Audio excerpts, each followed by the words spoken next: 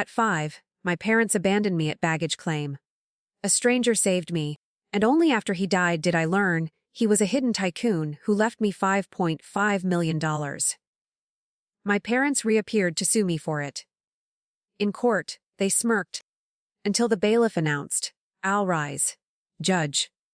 That memory, the echo of the baggage carousel, still hummed beneath my skin 30 years later, even as I sat in my sterile, quiet Judge's chambers. My name is Jojo, and I had built a life defined by impeccable control, a fortress against the day I was left utterly exposed. The day it happened, the cold linoleum of Terminal 3 at the day it happened. The cold linoleum of Terminal 3 at O'Hare International Airport was the first thing I noticed. It smelled faintly of disinfectant and tired travelers. I was 5 years old, and my world was condensed into the tiny red scarf scratching at my neck. I remember tracing its fringe with numb fingers, watching it drag across the polished floor. My parents, Richard and Elaine Hart, moved ahead of me with sharp, synchronized steps, their focus entirely external. They were figures in a hurry, not noticing, or not caring, that the child behind them existed. They stopped near the oversized baggage claim, a desolate zone of the terminal. Their voices were clipped and efficient. "Wait here," they commanded. There was a subtle relief in their expressions. A lightness that should have tipped me off, but I was just a child clutching a red woolen lifeline. I sat down on a cold metal bench and began counting. My small mind needed order. 1 bag, 10 bags, 50 bags. The conveyor belt moved endlessly, a mechanical beast swallowing and spitting out luggage. The crowd thinned. The announcements changed from bustling arrivals to hollow late night echoes. When my count reached 500, a number far too large for a 5-year-old to retain, the truth settled in me like a cold stone. I wasn't forgotten.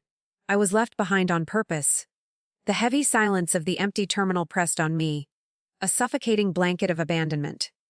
It taught me the first, hardest lesson: absence cuts sharper than any word. Then, he appeared. A man in an ordinary gray suit, deliberately walking toward the bench. He wasn't rushing. He knelt, not touching me, but acknowledging my presence with quiet eyes. "I'm Thomas," he said. A security guard was already fumbling with a radio, but Thomas shook his head, a firm, soft gesture. In that single moment, a stranger chose me when my own blood had not. He stayed until the authorities arrived. Through the initial confusion, and eventually, through the years that followed, he stayed for good. Thomas never sought recognition. He lived simply, quietly, supporting me with a steady kindness that was the antithesis of the performance I'd witnessed from the Harts. He was my protector, my mentor, the quiet anchor in my life. He taught me the true meaning of patience and observation. Only after his death, last spring, did I learn the extent of his silence. The lawyer, a nervous man named Mr. Thompson, looked distinctly uncomfortable reading the will. Thomas, the unassuming man who drove a 20-year-old sedan and mended his own clothes, had been a deeply private financial consultant. He had built a fortune through shrewd, low-profile investments. He left everything to me. $5.5 million. It was not the kind of money that could fix 30 years of trauma. But it was the kind of money that forced the world to see me. It validated Thomas's choice and, through him, validated me. But that validation lasted only as long as it took for the first, terrible phone call to come. I was sitting in my apartment, staring at Thomas's worn armchair, when the process server arrived. He was holding an envelope heavier than any baggage I'd ever carried. Richard and Elaine Hart were back. Not with an apology. Not with remorse, but with a lawsuit. They weren't asking how I was. They were suing me for Thomas's entire estate. Their claim detailed a life of heartache and a lost child, portraying themselves as victims of circumstance. I read the complaint slowly, the paper crinkling in my clenched hand. Their words were a performance, a cynical play for money and pity. They were trying to buy me back, or rather, by what I possessed. Controlled rage began to burn in my chest, but I did not let it ignite. I was Judge Jojo now. I understood silence, power, and patience. They had underestimated the abandoned child, and now, they were walking straight into the fortress I had built. The arrival of the process server had not just shattered my quiet grief for Thomas, it had introduced a new conflict, the calculated presence of the Harts. I sat in my sterile apartment, the legal complaint spread across the dining table.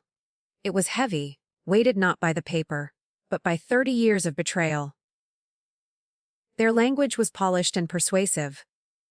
They claimed I was lost during a brief period of parental confusion and that they had suffered decades of heartache. Every word was designed to elicit sympathy, every sentence crafted to make me doubt the memory of the freezing airport bench. They were performing victimhood, but I had lived the truth. They were not asking for my well-being. They were demanding the inheritance. $5.5 million.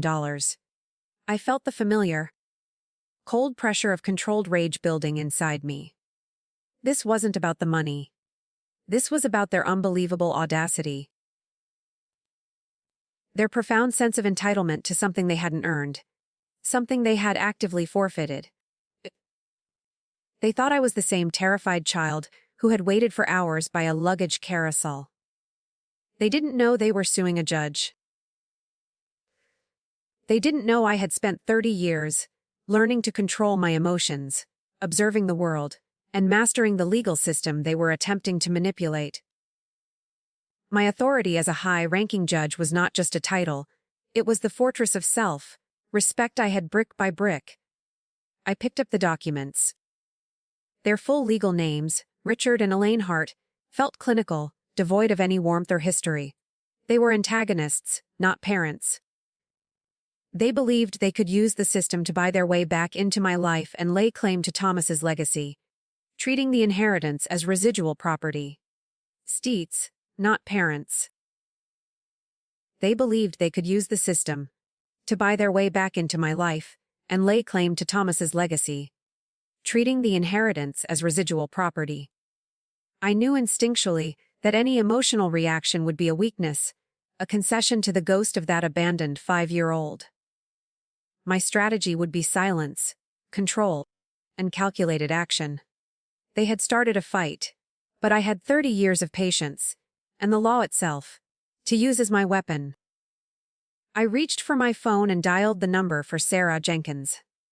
Sarah had a formidable reputation as a forensic accountant, capable of uncovering truth, hidden beneath mountains of old numbers. She was a professional.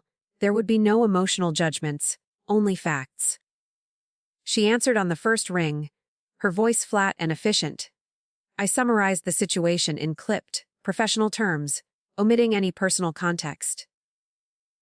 I didn't tell her the Harts were my biological parents.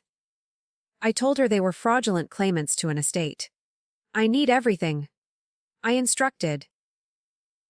I need every payment, every bill, every property record, every financial thread related to Richard and Elaine Hart from the year 1994 onward. Go back to the very beginning. I wanted to expose the entire history of their greed, not just defend the current lawsuit. The hunt for their deception had begun. Sarah Jenkins, was now fully engaged in the depths of Richard and Elaine Hart's financial history. As she meticulously traced property records and old bills, I began my own internal search, revisiting the geography of my abandonment. The old airport was no longer a place of fear, but a cold, metal blueprint for survival. The loud hum of the conveyor belt, the way the light had felt thin and gray. These weren't just painful memories. They were lessons. The silence of that terminal had taught me patience, observation, and the crucial art of measuring moments before acting. 30 years of silence had been my training. My parents' current lawsuit, with its carefully crafted lies, felt hollow beneath the weight of those memories. They had treated me like liquid property, something to be dispensed with and forgotten, and now they had the nerve to demand the one thing I had Truly Ernie. Thomas's legacy. This was a battle against the past, fought with the tools of the present. I spent hours poring over archived newspaper clips and old public records from 1994 and 1995. The Harts' public narrative was consistent: the grief-stricken parents of a child who vanished in the chaos of a busy terminal. It was a flawless performance, professionally staged for maximum sympathy. But then, the first thread appeared. Not from Sarah, but from a forgotten, digitized column about the airport incident. A brief mention of a small civil suit filed against the airline in the months following my disappearance. The suit was settled quickly and quietly, for an undisclosed sum, ostensibly to cover emotional damages. The amount was surprisingly large, larger than expected for an emotional settlement. It was the first tangible proof that their grief had been profitable. They weren't just grieving, they were gambling. They had successfully leveraged their calculated cruelty into a financial gain. I called Sarah Jenkins immediately, the cold clarity of the discovery sharpening my voice. Focus specifically on 1995, I told her. I need every document related to the civil claim against the airline. I suspect that settlement was not just about emotional damages. The knowledge solidified the rage within me. It wasn't the spontaneous act of overwhelmed parents. It was a calculated move. They had erased me and then profited from the erasure. Every subsequent document I touched, every property tax bill and payment receipt, tightened the coil in my chest. I had to remain composed. Rage was weakness. Strategy was armor. I was ready for whatever truth Sarah unearthed next. The tension of waiting for Sarah Jenkins to find the evidence was almost unbearable. Yet I maintained my composure, focusing only on the dry, predictable movements of the law. I knew the Harts had left trails. Now, I just needed the smoking gun. It came late one evening, a sharp sound cutting through the quiet of my apartment, the ringtone I reserved only for Sarah. I answered immediately. Her voice was flat, emotionless, and therefore utterly damning. "Look at this document from 1995, she said, and then she emailed me an archived civil suit settlement. It detailed the lawsuit the Harts had filed against the airline.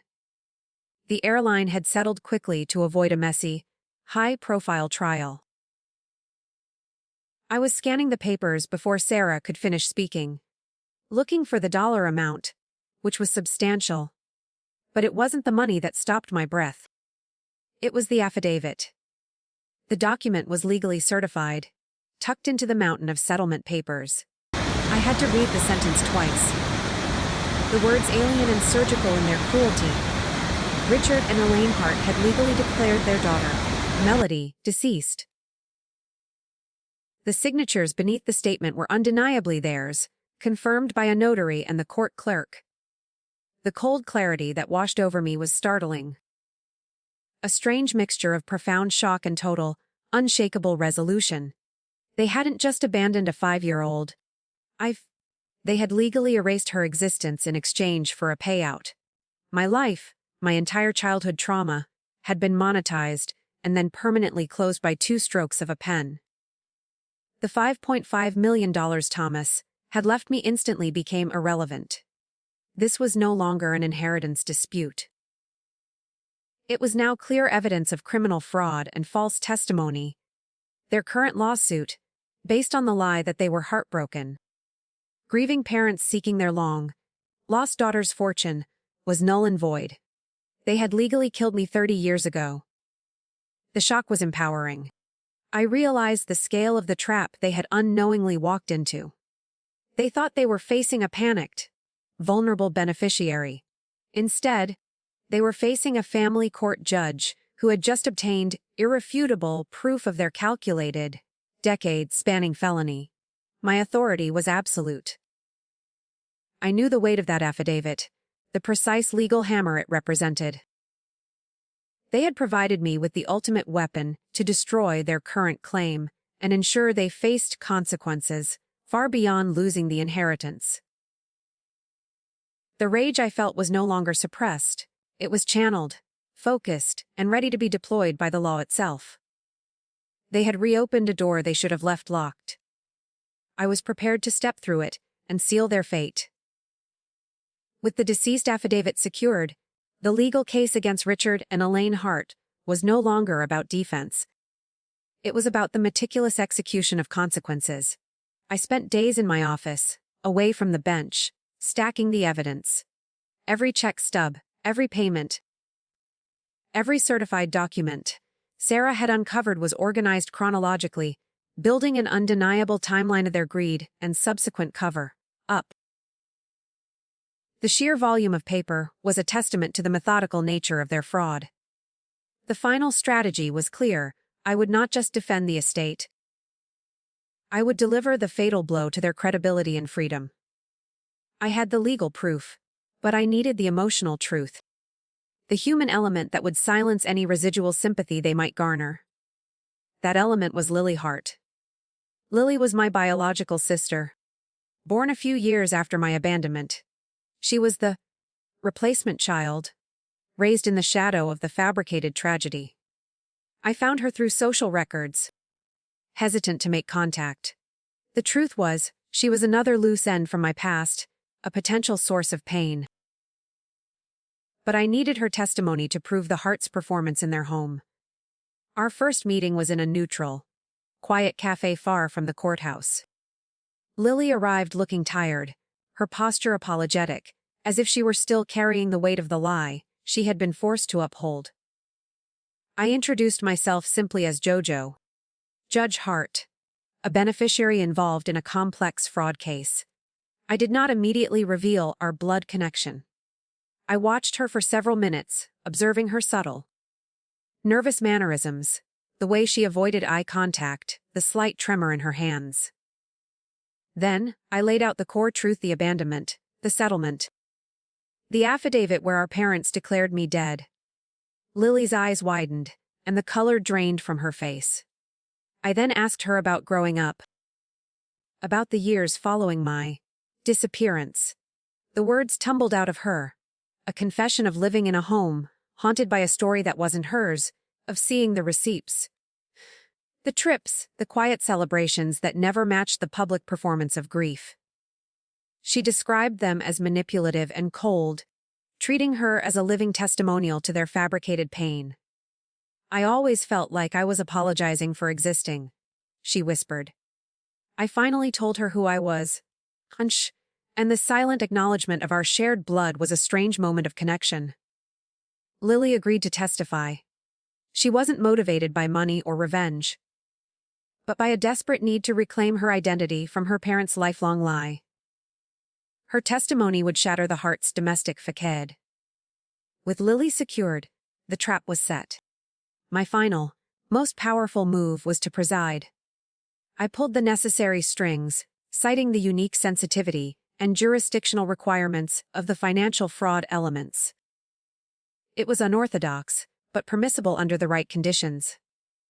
The Harts and their lawyer would be anticipating a faceless court, a routine defense.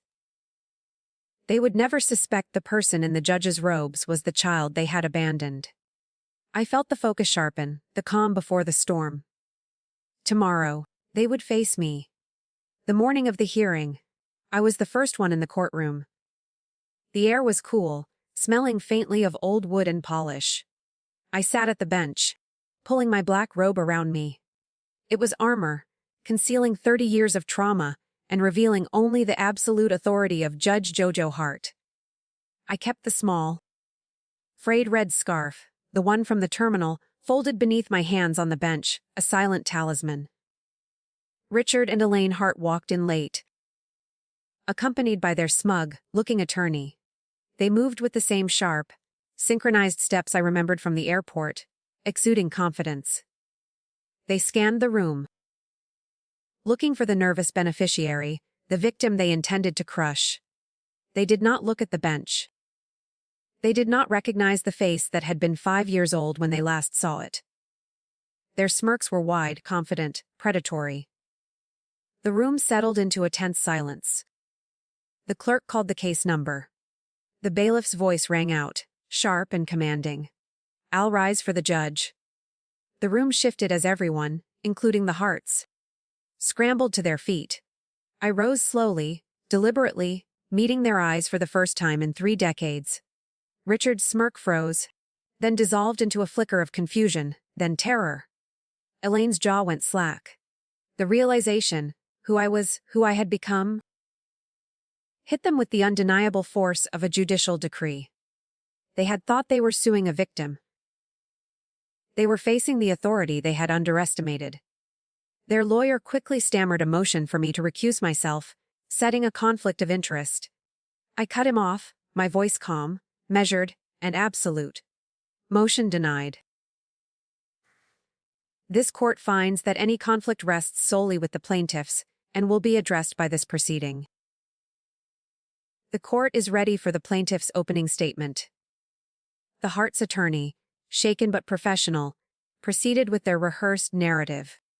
He spoke of 2 loving parents, devastated by a childhood tragedy, now seeking to honor the memory of a long-lost daughter by securing the assets for which they had grieved. The Harts nodded along, their initial panic replaced by strained, desperate sincerity. Every lie they spoke hung in the air, thick and repulsive. I listened, my expression blank, my heart steady. Rage had no place here. Only strategy. Then came the turning point. The plaintiff calls Lily Hart to the stand. I announced. Richard and Elaine exchanged quick, confused glances. Their attorney looked stunned. Lily, my biological sister, walked to the stand. Her shoulders were slightly hunched, but when she spoke, her voice held a quiet, piercing authority. She described growing up as the replacement child, the living testament to the Harts' manipulative grief. She testified that their house was not haunted by sadness, but by cold, calculated control. She spoke of the receipts and the secretive trips, detailing how the dates of lavish trips and gambling coincided exactly with the anniversaries of my alleged disappearance, the times when they claimed they were in agony. Lily's voice was calm, but the details were devastating. She explained how they had celebrated, how they had profited, how they had lived a lie for 30 years. Richard began to tremble, his hand searching for Elaine's. Elaine stared at Lily, trying to swallow the shattering narrative. I let silence fill the courtroom after each revelation, giving the gravity of their betrayal time to sink in. My ally was not emotion, but the pause. The weapon refined over 30 years. Their smirks were gone, replaced by flickers of rising panic. The comfortable facade they had built was crumbling. You'll brick by damning brick. Their lawyer began shuffling his papers nervously, sensing the momentum had shifted irrevocably. I leaned forward slightly, my hands flat on the polished wood. It was time for the final, undeniable evidence that would change the trajectory of their lives forever. Lily's testimony had cracked their performance. Now I had to shatter it. I reached beneath the bench and pulled out the thin, certified affidavit from 1995. It was the legal chain linking the abandonment to the fraud, and their signatures were the handcuffs. I addressed Richard and Elaine Hart directly, my voice carrying the unyielding weight of the judicial robe. Plaintiffs, you have presented a case based on grievance, victimhood, and an alleged desire to honor the memory of a lost child. I paused, letting my gaze sweep over their horrified, pale faces. This court will now introduce the evidence that contradicts every single word of your claim. I instructed the bailiff to present the document to the court clerk. The clerk, aware of the gravity of the moment, took the paper with meticulous care. I waited until the whole room was focused on that single piece of evidence.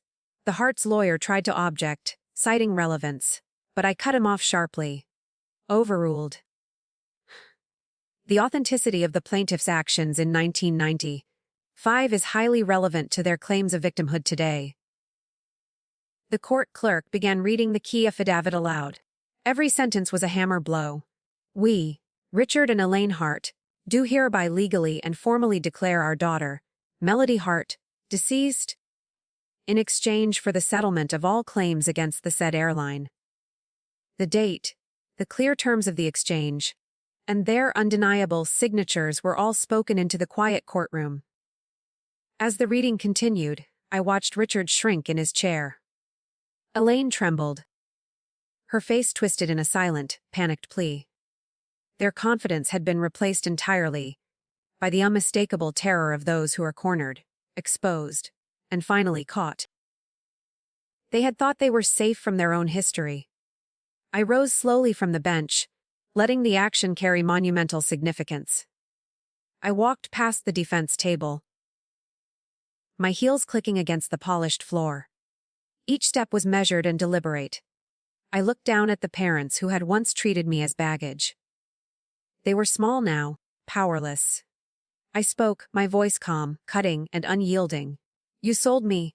You abandoned me, cashed in on my absence, and then, after 30 years of silence, you thought you could do it again by suing for the wealth left to me by the man who chose to be my father. But today, this court will decide the consequences of your choices. They opened their mouths to protest, to weep, but the law was immovable. I returned to the bench, the red scarf still a faint presence under my hand. I issued my final order, my voice ringing with finality. The overwhelming evidence demonstrates the plaintiffs have no legal standing, having secured a settlement based on their legal declaration of the beneficiary's death. Furthermore, this court finds sufficient evidence to suggest calculated financial deception and false testimony. The gavel fell once, a final, sharp exhale. Case dismissed with prejudice. The plaintiffs will be referred to the district attorney's office for immediate investigation of felony false testimony and fraud. Richard and Elaine gasped, their world unraveling in real time. Officers moved swiftly to their table. For the first time in 30 years, I felt the quiet satisfaction of justice, not in vengeance, but in the inevitable orchestration of truth. I turned my back on them, walking out, leaving them to the consequences they had meticulously built for themselves. After the gavel fell, the officers escorted Richard and Elaine Hart from the courtroom. I sat for a long moment, the sudden quiet of the room settling over me. The figures of power and menace had evaporated, their smugness replaced by panic. Their reputation was shattered, their freedom precarious. I felt no joy in their defeat, only a profound, silent exhaustion. Justice wasn't about vengeance, it was about balance restored. Lily, my sister, stood beside the bench. Her shoulders, which had always carried the weight of her parents' manipulation, now seemed noticeably lighter. We did not speak. We shared a quiet, genuine glance that acknowledged the shared trauma and the difficult, honest path we had both chosen. For the first time, she didn't have to perform grief or uphold a story that was not hers. She was free. The $5.5 million Thomas had left me was never intended for personal indulgence. It was his legacy of quiet protection and purpose. I used the entire sum to establish the Baggage Claim Foundation. This organization was dedicated to supporting foster children who were aging out of the system, ensuring they had the resources, mentorship, and stability they needed to transition into adulthood. Every dollar was a promise that someone would stand for them when the world overlooked their existence. Months later, the legal proceedings against the Harts continued, distant and clinical. My life had moved forward. I met Lily in a sunlit Chicago cafe. The faint smell of warm coffee filled the air. Around my neck, I wore the red scarf. No longer a childhood symbol of loss, but a quiet emblem of resilience and strength. Lily laughed at something I said. A light, genuine sound I realized I had never heard from her before. The weight was truly gone from her voice. We had both been victims of the Harts fraud. But we had used the legal system not just to win, but to rebuild. I took a slow sip of coffee, reflecting on the long, controlled journey. The past had shaped me. The cold airport, Thomas's kindness, the patient study of the law. But it no longer owned me. I had reclaimed my life, and in doing so, I had found a way to help others reclaim theirs. The city buzzed outside, but inside, I found the quiet kind of peace that comes only after the storm. Coentis all parts 1,000 words.